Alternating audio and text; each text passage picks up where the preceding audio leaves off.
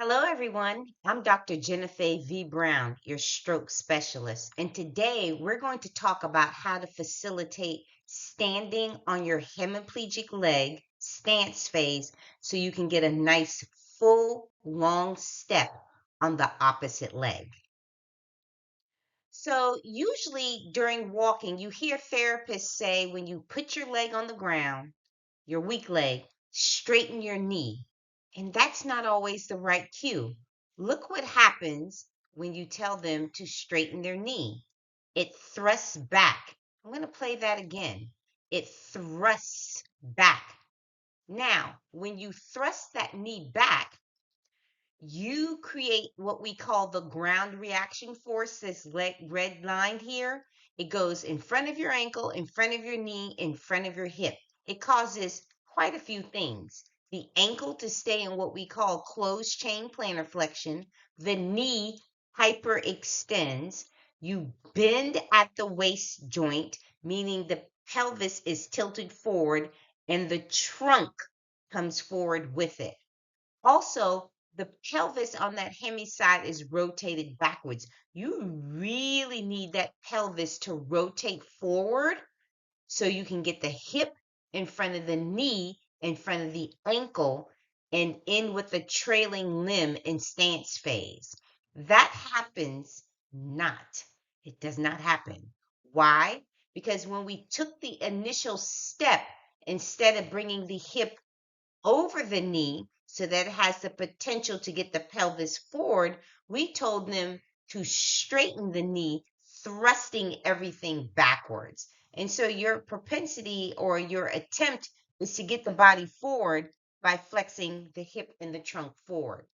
So look in the video at below and see the cues in my hand placement to get the hip over the knee.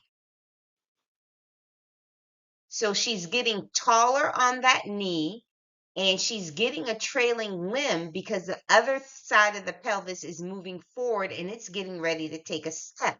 And in order for you to take a long step, you need to have a trailing limb with your hip over your knee, over your ankle, and then as the other pelvis moves forward and the leg swings out, your hip is in front of your ankle, which is in front of your knee. Let's look at that video again.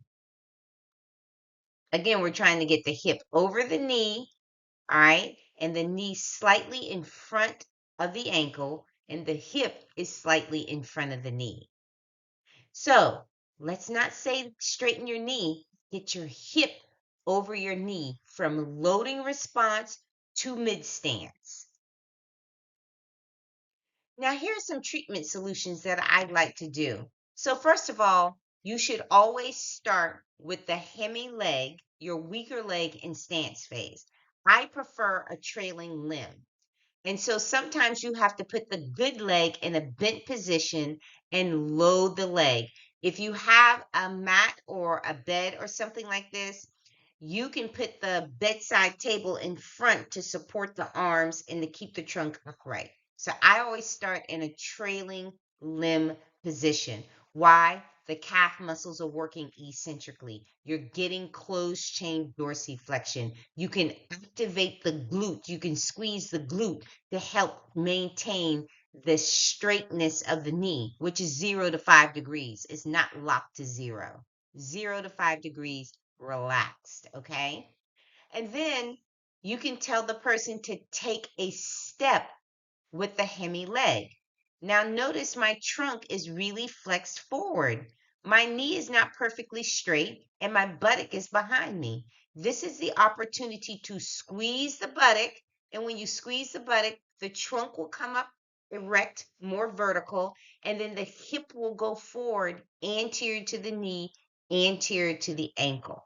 So that's what you have to do. Take a step, let the knee be bent, buttock behind the knee, and then get the hip pelvis over the knee as the trunk comes upright. And then you have to rotate that pelvis forward, all right, in preparation for swing phase. All right. The pelvis follows the hip and the knee and the ankle. So right now it's behind you because you have a trailing limb once you get the hip over the knee. You're preparing for terminal stance, which is a trailing limb. Next, you can try putting your less affected leg on a surface of any different height. Just make sure there's a little bit of knee bend. And now you squeeze the buttock, the trunk will come upright with the pelvis, and you shift the body weight forward on that bent knee. And this should help you achieve the trailing limb. It's okay if that pelvis on the hemiplegic side is rotated backwards at the hip, at the knee, at the ankle, because at pre-swing, you're going to roll over your toes, passively bend that knee, and it will rotate forward as you start to swing that leg through. But that swing phase is so dependent on how you have the trailing limb place. So you take a step with a less affected leg on an elevated surface. Your knee may be bent. That's loading response. Now you got to get the hip over the knee. And when you squeeze the buttock, the gluteus maximus, the pelvis and the trunk will come upright, and you'll have a trailing limb where the hip is a little bit anterior to the knee, anterior to the ankle. Mid stance, you're right like this. Terminal stance, you're angled forward. This would be my hip, my knee, and down here is my ankle. Terminal stance. I'm sorry, this is mid stance and this is terminal stance. So if this is my knee and this is my hip, you're trying to get the hip over the knee. And then this is terminal stance. Okay? And here I'm doing some activities with a client. He's putting his foot in a chair. And when he bends his knee, I'm telling him to squeeze the opposite butt to get upright, and he's going to come forward and create a trailing limb. Now he's creating a I love if they can accomplish tandem stance, because when the hemi leg is in back, it's a trailing limb. If they squeeze that buttock, they can remain upright. And now look at him.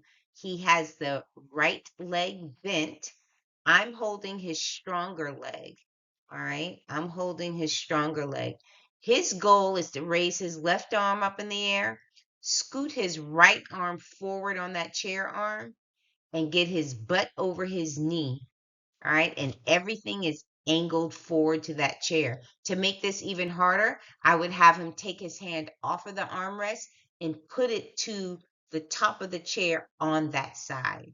So he has to generate a lot of force through that leg, going from a bent knee to a closed chain, dorsiflexed ankle, a straight knee, and an extended hip with the trunk forward. These are some clinical questions I need you to ask. Is there a limitation in the range of motion at the pelvis? And when I say pelvis, the tilting and the rotation, okay? Is there limitations at the hip, the femur moving in the hip joint?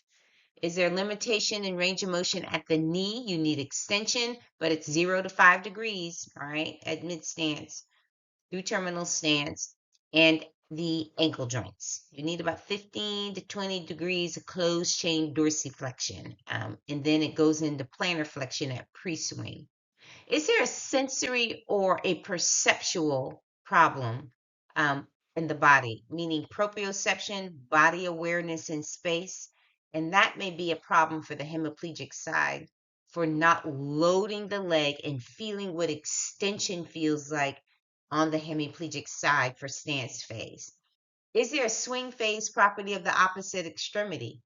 All right, because if you're weak on your right side, you tend to get weaker on the opposite side, and you may not have the force generation, all right, to get that leg forward. And remember, your knee, 0 to 5, it's stable because of the momentum of the swing on the opposite side and your internal ligaments for that stability of the knee. As you go into extension, the hip goes over the knee, the femur goes into internal rotation on that tibia. And that also is a function of those internal ligaments. ligaments, your cruciate ligaments, okay?